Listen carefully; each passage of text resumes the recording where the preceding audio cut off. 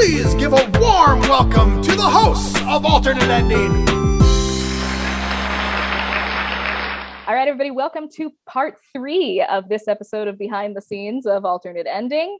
I'm still Mandy, and I am now with Mr. Scott Grimes and Mr. Jay Lee, who are 2 of the stars of the Orville New Horizons. Gentlemen, how are you doing today? We are great, Mandy. I can't speak for Jay. How you doing, Jay? That's me growling. Oh, boy, he's I'm so happy. Oh, okay. I love the sweatshirt. It's very educational. Yeah, you got to know what rank is what. You know, a lot of people keep calling me lieutenant, and I got to smack them and say it's lieutenant commander. You know what I mean? You got to remind yourself too, just in case you forget. Yeah, and I give myself it's a busy gum day. drops. Sometimes you forget who you are.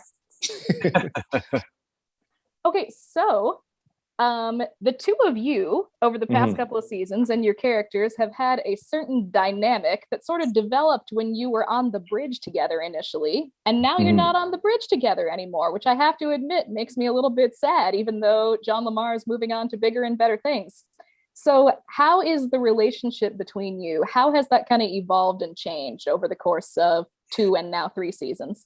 Well, if you don't mind, Jay, I think once you establish it like we did, it's there. So you don't have to keep reminding them of it. We are separated. He works where he works, I work where I work. But when we do get together, or in a friendship way, or having a drink in the mess hall, whatever, it's right back, immediately back, because we've done the work. We've done the character work to make that people enjoy them being together. Yeah, and I still have my station on the bridge when I'm up there. It's just not next to Gordon anymore. I do miss him being at the front, but the ship ain't gonna save itself. Is what I like to say. And he's got a new buddy up there now. He's got a new buddy. I'm a little jealous, but she's good at her job. And I got some new buddies down in engineering. I got to keep them motivated, so it all works out. I can't make the crass jokes with my new buddy as much as I could with Jay. Yeah, I know. I miss it. Oh well, I guess you'll have to visit engineering on occasion. I definitely want to. So I probably should have had you all do this first, but I'll go ahead and do it now. For the folks out there who maybe are just getting into the show or wondering if they should start the show, can you give me kind of the 280 character or less description of who your characters are? Ooh. Yeah, Scott, you were just saying you wanted to start this one. I will, totally. Well, Gordon, 200 characters. Hold on. Gordon is just the pilot. He's the great pilot. He's the one that drives the ship, and he's also probably not the smartest, but willing to learn. Comic relief, I'd say, but maturing as time goes on.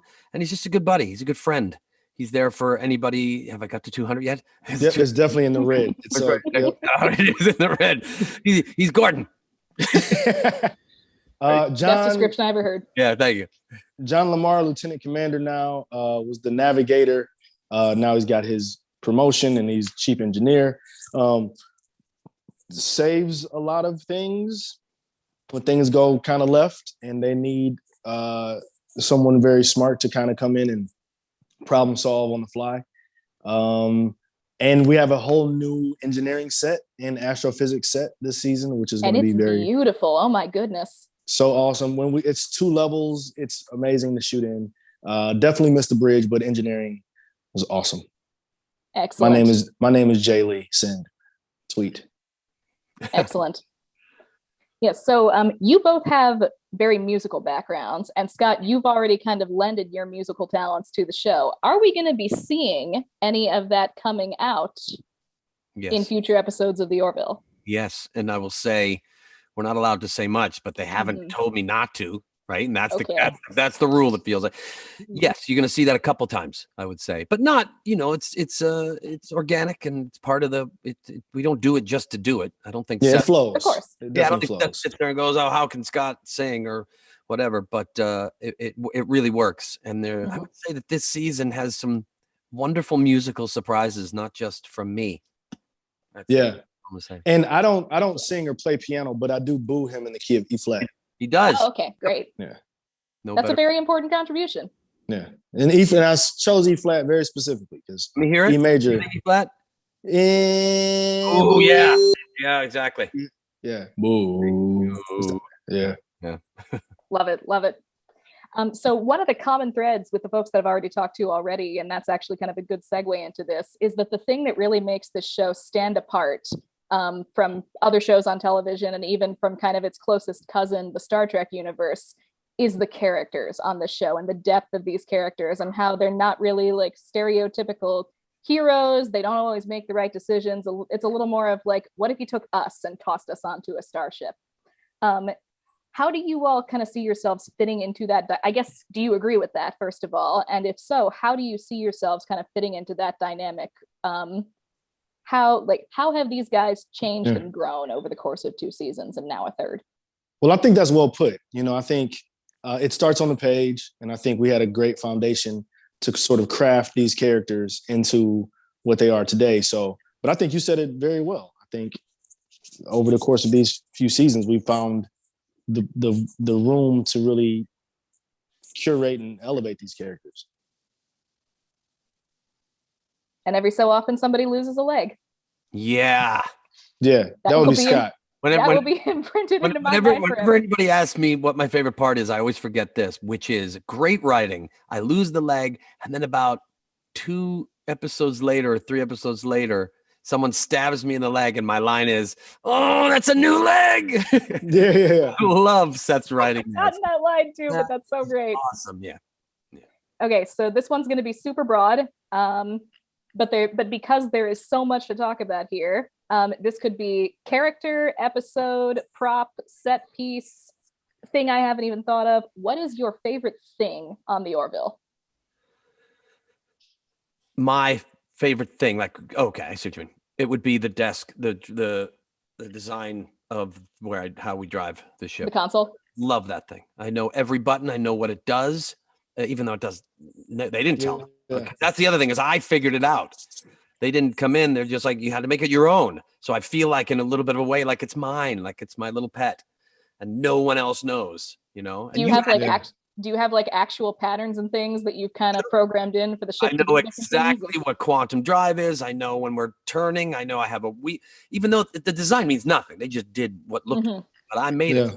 And because Jay Lee was a navigator, and you had your own thing going on there. Yeah. Too, right? Yeah. So that would be my favorite. I would do a thing where I would I would spell the alphabet out, because each button has letters and random thing, and I would try to spell the alphabet out. And it looks like you're actually the button, so you're not just like. Told me that. Yeah. Told me that. What's your favorite thing? Scott. Scott. Good answer. Damn it! I should have said Scott. Yeah, you should have. Yeah, you can still say. I was wondering if either of you would say yourselves. Yeah. Yeah, if I had been put at that desk with those letters, I would eventually started just typing messages to the other person, like Scott has cooties or something like that. But that is cool. We should have done that. We should have had a way where we can message each other. Well, that would have been dope. We did do some stuff. I don't know if you remember early on where, and this was for no one else but us 2 idiots just laughing during a long day. We'd act like we were typing something, and I'd swipe it to him. Swipe it over to me. And he'd act like he saw it and just start laughing. Or vice versa, just stupid stuff. Did any of this actually make it into the show? No, in between stuff when you're so bored at being at the front of the bridge. Because how they film it, Mandy, is like they always start at the front. So any lines that Jay Lee and I have are done immediately. And then 4 hours later, as they back up, you haven't been on camera for 4 hours. So you're coming up with whatever you can just to keep awake, Yeah. Mm-hmm. And so your next steps, of course, will be to follow in the footsteps of the Voyager guys and the Enterprise guys from the bridge and start a podcast together, of course. We already did it.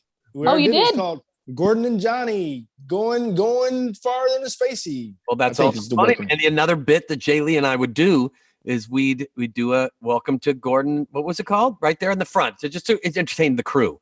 Oh, right. Oh my gosh. Hey, welcome to the show. And we'd have like our sound guy would be a guest. It was all, nobody was filming it. We were just in our minds. Was it welcome to the bridge or welcome? Yeah. Bridge. Yeah. Something like that. I don't remember. We did have that. It's going to come back to me. Unfortunately, it's not hitting right now, but I remember that. Yeah. We did. Right, talk show. That is all the time we have, unfortunately, gentlemen, but this has been a blast. The Orville premieres on June 2nd on Hulu, and everybody should thank you. Thanks, Mandy. Thank you, Mandy.